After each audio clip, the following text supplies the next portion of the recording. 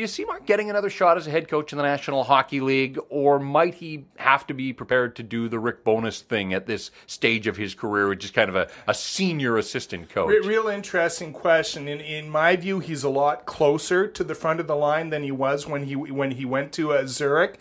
And I had a really interesting conversation with him, and he looked at me and he said, look, it's all because of the kid.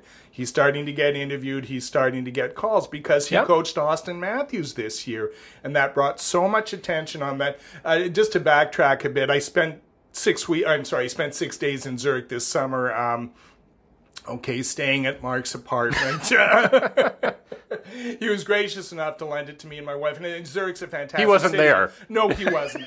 But the Zurich Lions are kind of the Montreal Canadiens of the Swiss League. The most money, most prestigious, most powerful, and play in the biggest market. So when he went there, there was a bit of a light shone on him. But when Auston Matthews went there, all of a sudden the hockey world is looking at him. They look at the way the kid developed. All of a sudden, people remember, and they start looking at Marc's resume and they go, geez, he won a Stanley Cup when he was a real young guy.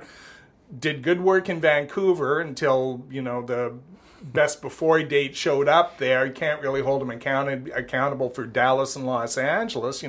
This might be a guy. I think he's just, he's done enough and he's kind of stayed out. That it's funny the way these things go. And I've never been able to put my finger on it, but you just get a feel for when a guy becomes a legitimate candidate again. And I think he's there. Now, it could be he might have to do that associate coach thing for a year or two to get back in. But I think he's going to get some long looks, and I can see some fits, some real good fits for him.